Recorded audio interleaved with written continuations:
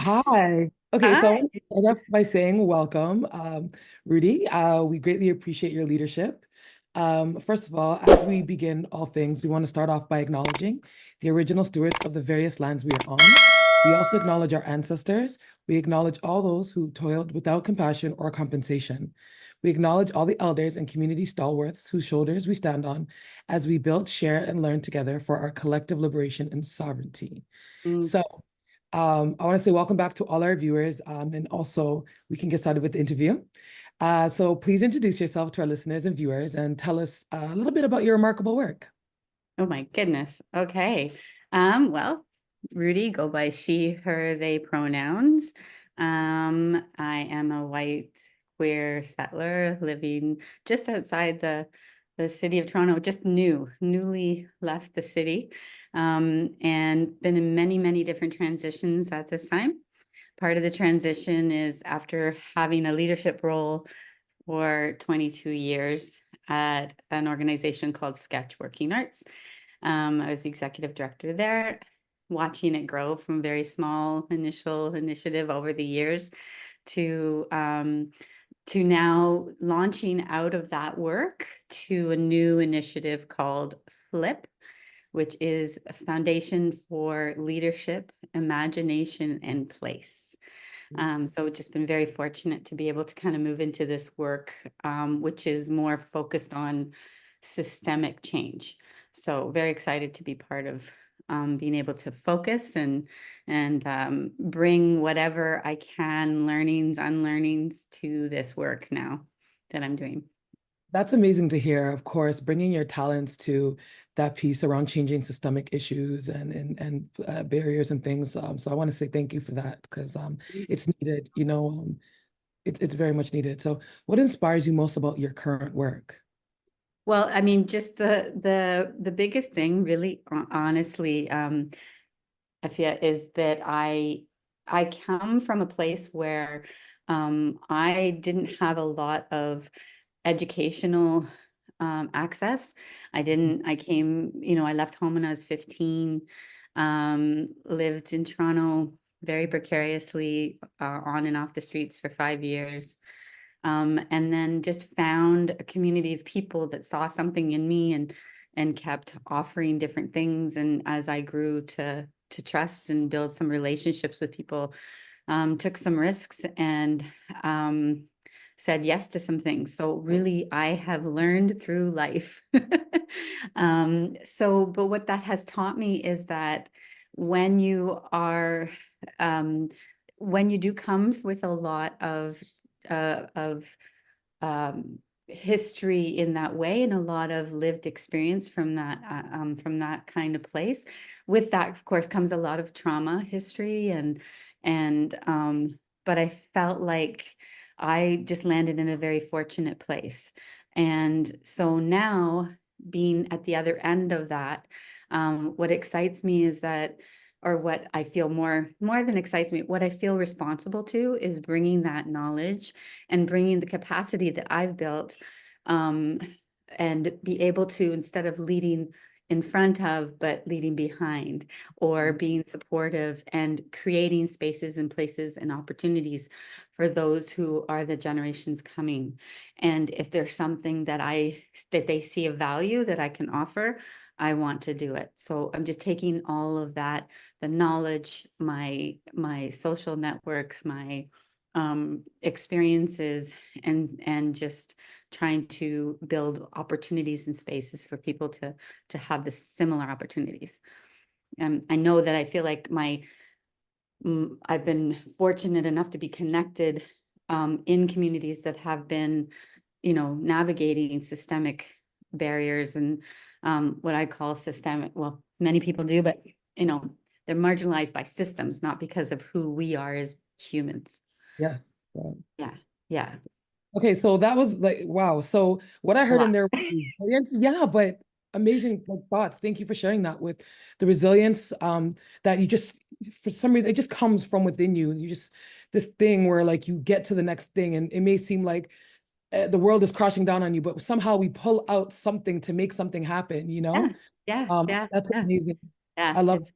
Wild. But I think other people inspire that in you, and you feel like, and so you need those people who are going to help remind you that Mm, you were loved, you are cared for, I want to support you, you can do this, because we all live through that sort of, sense of not being worthy, not being good yes. enough, not Also, being, and yeah, imposter syndrome is huge.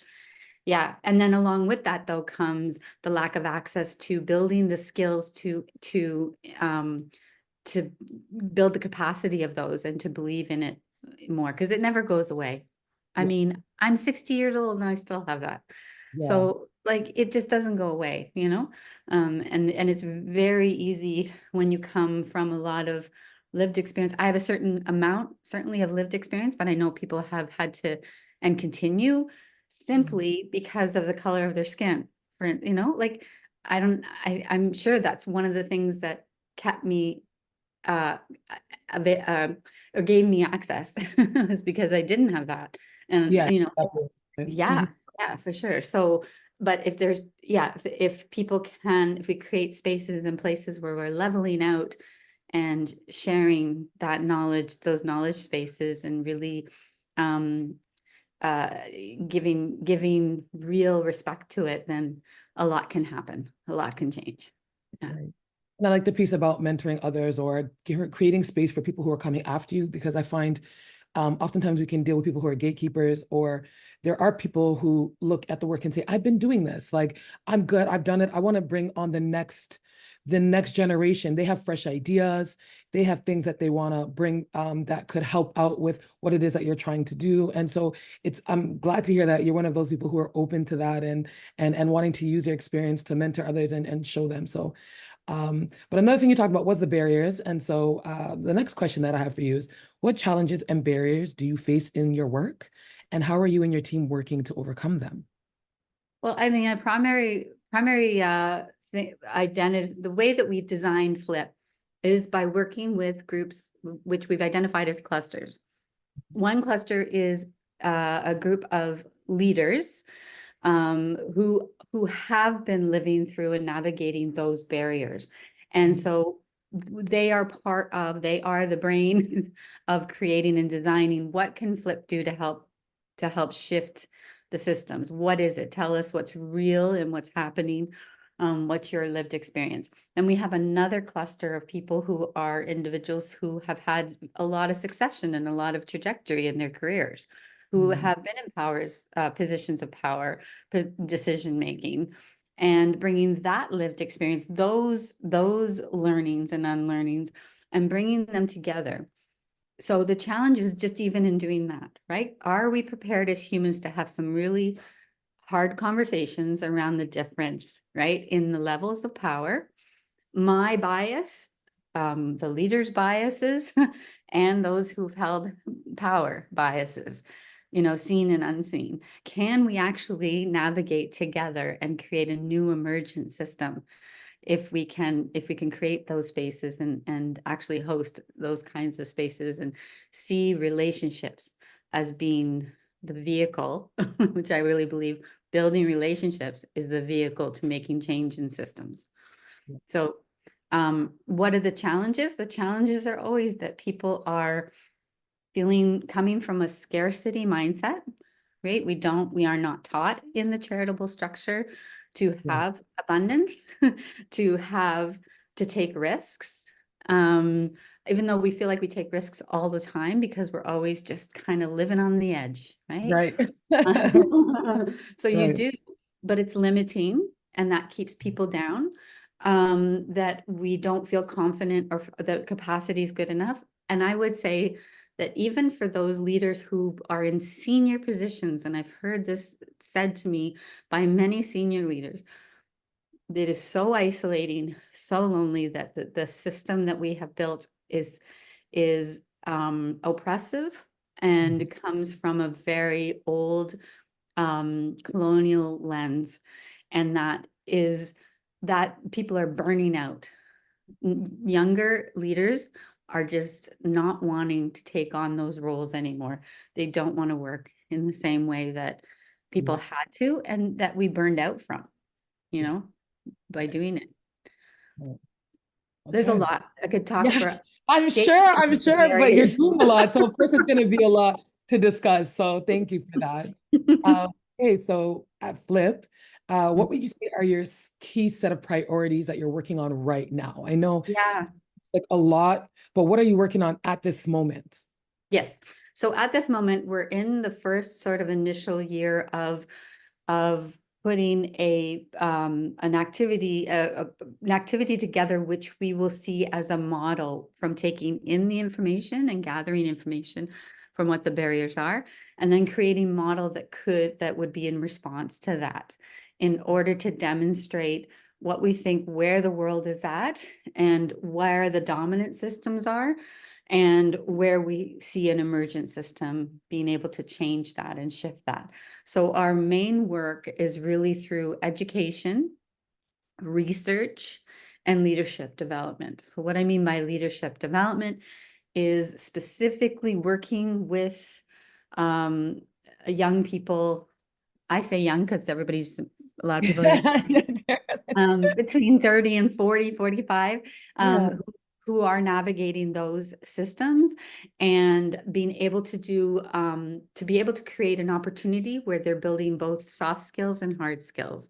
So things like we've heard, there's capital, right? We hear the word capital all the time, lack of capital. Well, capital can be financial capital and it can be social capital. right. So working with individuals to be able to build both of those, to create a framing around this that would enable people to be resourced while they're doing the work, while they're developing it. Um, we want to work in the funding area around philanthropy, around social finance, investing. I've finally decided all the years that I lived through different times, I never could quite resonate with any kind of activism.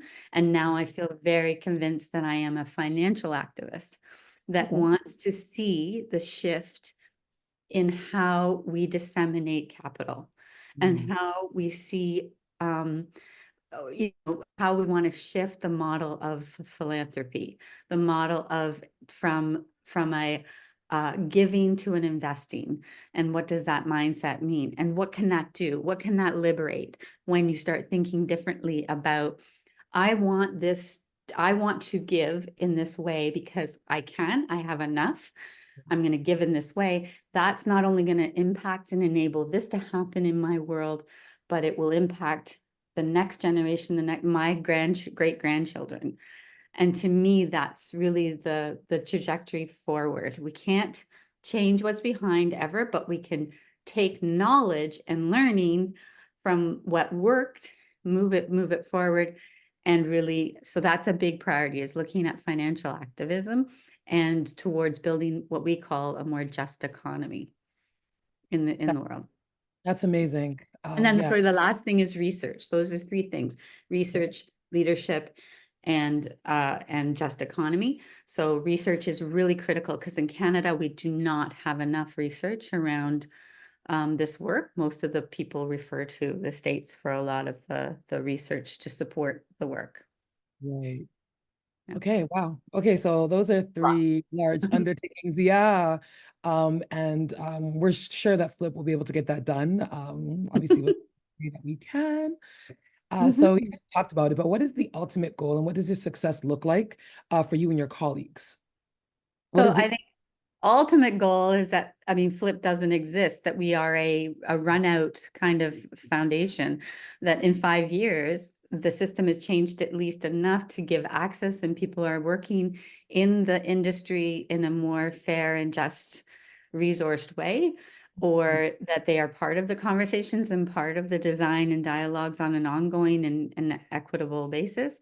That the research is built to be able to support charities. I think to see the charitable, this is like in 5 years, Hmm. big dream that the charitable model will have shifted at least to more accessibility for and more shared collaboration amongst the sector, that we don't see people burning out, but that we see people choosing to invest in the social responses of communities at a community level. Because it's true. I do think it's true that in Canada, we have tended to we moved into uh, a, a, a government dependency. And so they've created whole huge systems that are very punitive and that it just digs deeper, right? And then to keep you in them, right? So, and not have you actually find success on your own and Yeah, leave that yeah, dependency, right? yeah. We want to see a worldly, moving forward in a world that sees the inspiration and support for ideation and that we value the knowledge of individuals to be able to design and develop what is needed in communities. There are certain methodologies, I think, that can work, and then we need individuals within communities to be able to design and build it. But we also need to build the capacity of individuals in a real way, you know? No way. That's Yeah. the key. Yeah, yeah, Yeah, yeah, in a real way. And that can happen if you're good, if you can build relationships and respond to the needs of individuals by listening and valuing what they have to offer. exactly. Wow. Yeah, Okay, yeah, that's amazing to yeah, hear. We're hoping that Flip yeah, does what it needs to do or gets the support that you guys need in order yeah, to do yeah. that. It's a bit Um, of a concept right now. So people are like, what are we doing? And well, we didn't answer a year ago because we said, we don't know, we're going to figure it out together. And so now we're in the year where we'll create the model, and then we can have a conversation a year from now and say, look what's happened. Look at the way yeah, it's shifting and changing. Yeah, yeah, yeah, on amazing. a national level. So yeah. That's amazing. Hmm. Have any closing thoughts or calls of Oh, action? How can the rest of us get involved? Is there any part that the general public can play? Are there things that we should be looking forward to from Flip? Like, you tell us, what do you need from the general public? there are probably three ways that I would say. One is that people could just again follow us and sign up, get it, get the information that we're sending out. We're almost there with our new website to be able to do that. So that's how new we are. So, Okay. but we've got a strong group of individuals and really thought-provoking thought leaders involved. So join by signing up. We can, be part of the emails and the reports that we send out of our learnings, the harvesting of the information we're learning. The other thing is we have gatherings for what we call a just economy cluster. And people, if they're interested in wanting to learn more about that, they can contact me directly. And we can have a conversation, inviting people from across Canada. The third thing is they could connect us to others that they think, oh, once they find out more about who we are, that you should really be talking to so-and-so, and you should really be present at certain, to get us into more spaces around the social financing engagement. We will be having gatherings where we'll host conversations, continue to host. We're having our first one on February 7th, which is very soon. That one's by invitation only. Yeah, because we're trying to bring a real targeted diversity of people from different industries to be part of it. But we'll host them in the future as well, where we're going to bring people together in the way that we think needs to happen in order to have conversations and to be able to create those spaces so people can have conversations. So yeah, sign up. Let me know if you want to talk more about the work and about being part of the learning about the financial activism work through the Just Economy cluster. And then, yeah, introduce us to people or invite us to come and speak about it. And you wouldn't just get me, you would get those who are helping to design and build it. Like, again, I'm leading hopefully beside and behind, Okay. work. I love Yeah. the accessibility, and that you guys are open to hearing from other people in order to get the work done that you need to done for the greater good. So Yeah. I want to say we so appreciate your time and your remarkable leadership, Ruth. We want to support you, as I said, in any way that we can. For our viewers, she's let you know how you guys can get involved, how you guys can get in touch. So thank you so much for being here. And we will close the way that we began this interview by acknowledging the original stewards of the various lands we are on. We also acknowledge our ancestors. We acknowledge all those who toiled without compensation or compassion. We acknowledge all the elders and community stalwarts whose shoulders we stand on, that we build, share, and learn together for our collective liberation and sovereignty. Thank you, Ruth. Have a great day. Thank you. All right, take care.